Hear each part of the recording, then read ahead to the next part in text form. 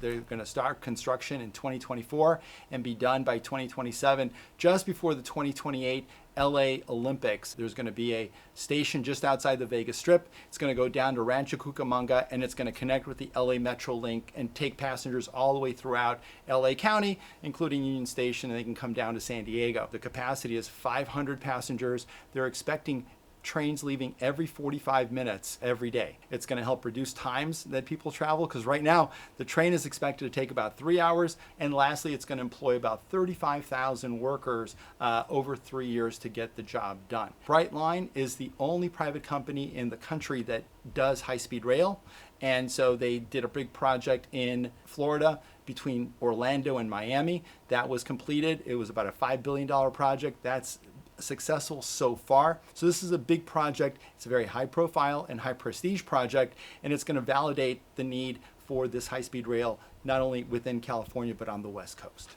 The economy created 199,000 jobs, right at expectations, and unemployment dipped down to 3.7%. The one sector that is a little bit problematic was retail. Retail saw a decline of 38,000 jobs, and this is because this is the slowest hiring period for seasonal holiday workers since 2013. Now, what's interesting, just as an aside, is that for the first 2 weeks of the holiday shopping window that they're measuring since Black Friday, retail sales have been actually above expectations. So we'll see how that translates. One of the interesting factors in this jobs report is also women.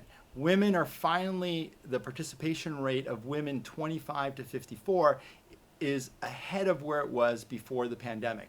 One of the challenges we saw with female employees during the pandemic is, we were exiting the pandemic, is childcare was very hard to find. So a lot of women were staying on the sidelines, and so now we're at the point where a lot of women are coming into the workforce, which is really good news in general for American workers. So overall, next week, two very important things. Number one, the last inflation report of the year, and second is the Fed meeting that's going to result in a decision whether they want to raise rates or hold rates for the last meeting of the year. The likelihood is they're going to hold rates, and because a lot of economists are actually expecting the Fed to start cutting rates in 2024.